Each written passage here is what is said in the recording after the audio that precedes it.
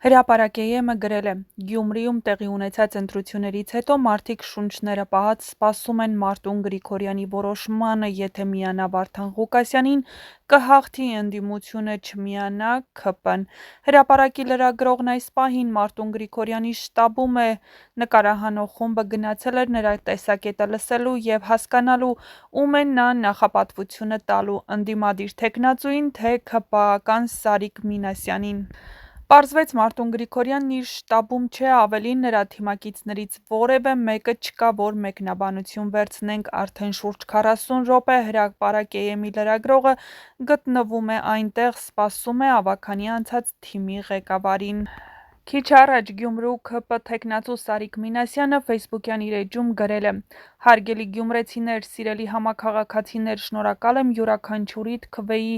յուրաքանչյուրիդ վստահության և պատվախնդրության համար։ Մեզ համար մարդը բարձրագույն արժեքն է, մեր սկզբունքներում տեղ չունեն սպառնալիքը, պարտադրանքը, խաբեությունը, ցինիզմն ու սուտը։ Սիրելի գյումրեցիներ, պարտավորված ենք ձեր վստահության համար, որն ի ցույց եք դրել ապահովելով կրկնակի քվեների համեմատություն շեմը հաղթահարած երկրորդ ուժի։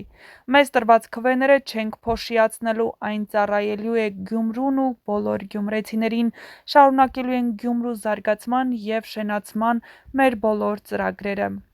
Հայաստանի Հանրապետության քաղաքացին ազատորեն ընտրություն կատարելու հնարավորություն ունի» ֆեյսբուքյան էջում նման գրառում է արել Հայաստանի Հանրապետության վարչապետ Նիկոլ Փաշինյանը։ «Քաղաքացու ընտրությունը մեզ համար օրենք է, շնորհավորում եմ քաղաքացու վստահությանը, արժանացած ընտրություններում հաղթած բոլոր քաղաքական ուժերին և թեկնածուներին։ Ընտրողների կամքի վրա ապօրինի ազդեցության մասին բոլոր ահազանգերը պետք է մանրամասն քննվեն դրանց հետագա կրկնությունը բացառելու առաջնահերթ նպատակադրմամբ», գրել է նա։ Այս պահի դրությամբ ամփոփվել է 81 ընտրական տեղամաս 82-ից։ Այսպիսով, Քաղաքացիական պայմանագիր կուսակցությունը 16938 ձայն է ստացել, Հայաստանի կոմունիստական կուսակցությունը 9537, Ապրելու երկիր կուսակցությունը 1658, Մայր Հայաստան կուսակցությունների դաշինքը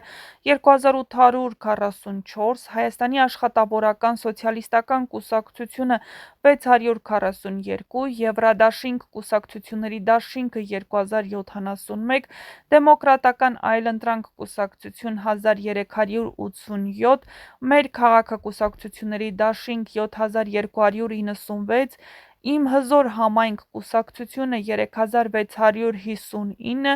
Անճշտությունների գումարային չափը 172 և անվավեր քվեաթերթիկների թիվը 613։ Պատրաստ է մեր ավագանիների կազմով քվեարկել Վարդան Ղուկասյանի օգտին այս մասին հայտարարություն է տարածել Իմ հզոր համայնք կուսակցության Գյումրիի համայնքի ավագանու ցուցակի քաղաքապետի թեկնածու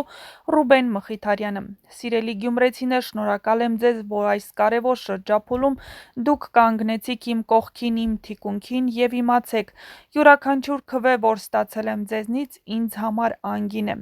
Ես որպես Իմ հզոր համայնք կուսակցության Գյումրի համայնքի ավագանու ցուցակի քաղաքապետի թեկնածու հայտարարում եմ. պատրաստ եմ մեր ավագանիների կազմով առանց որևէ նախապայմանի, առանց որևէ պաշտոնի հավակնելու քվեարկել գյումրեցիների կողմից առավելագույն ձայներ ստացած քաղաքապետի ընդդիմադիր թեկնածու Վարդան Ղուկասյանի օգտին, քանի որ առաջադրվելուց ես ձեզ խոստացել էի չհաղթելու դեպքում սատարելու եմ գյումրեցիների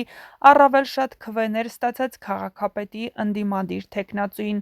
Ուրախ եմ, որ իմ դերն եմ ունեցել այն բանում, որ այս պատուհաս իշխող ուժը չկարողանա հաղթել Գյումրիում, հավատում եմ, որ սրանց անկումների շարքը սկսված է։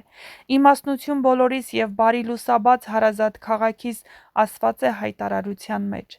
Ավելի վաղ հայտնել էինք, որ Մայր Հայաստան դաշինքը միանում է առավելագույն ձայն հավաքած ընդդիմադիր ուժին։ Իսկ Փարաքար համայնքում Քաղաքացիական պայմանագիր կուսակցության թեկնածու Լյուդվիգ Գյուլնազարյանը շնորհավորել է Վոլոդյա Գրիգորյանին հաղթանակի կապակցությամբ։ Սիրելի փարաքարցիներ, շնորհակալ եմ ընտրությանը ակտիվ մասնակցելու և 2021 թվականի ընտրությունների համեմատությամբ մեր քաղաքական թիմին տված ավել վստահության քվեների համար։ Շնորհավորում եմ համայնքի ղեկավարի ընտրություններում հաղթած թեկնածու Վոլոդյա Գրիգորյանին։ Փարաքարը մեր տունն է ու բոլորիս անելիքն է առավելագույնը անել փառաքար համայնքի զարգացման համար, ասվում է Գյուլնազարյանի գրառման մեջ։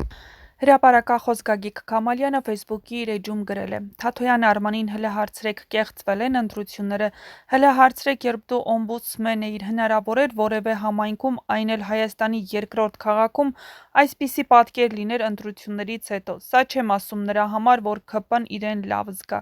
ՔՊ-ն հիմա դեմոկրատական ընտրություններով պարտվում է կրիմինալին, թաղի խուժանին, մի խոսքով կրկին էլեկտորալ ժողովրդավարությունը վտանգված է, բայց այն, որ ամիսներ շարունակ պնդում էին, որ այս իշխանությունը կկեղծի ընտրությունները, կրկին քարոզչական փուչիկ դուրս եկավ։ Մի խոսքով հեղափոխական էյֆորիան ավարտված է ու հայաստանյան իրականությունը վերադարձել է 2018 թվականի մարտ ամիս։ Նույն վիճակում են գտնվում նաև եվրոպամետները, այս կոնտինգենտն էլ չի կարողանում հասկանալ, որ բոլորը վատն են, մենք լավը հռետորաբանությունը չի գործում, ավելին նրանք գնացին ամենավատ ճանապարհով, թիրախավորելով ՔՊ-ին այն դեպքում, որ իրենք պետք է ավելի շատ տատանվող զանգվածի վրա աշխատեին։ Սարսափելին այն է, որ այս ամենի արանքում տուժում է պետությունը, մտածող ու բարեկիրթ քաղաքացին, սկզբունքներ ունեցող մարդը, որը հասկանում է, եթե նախկիները ռևանշի հասնեն, ստալինյան ռեպրեսիաները կվերադառնան Հայաստան։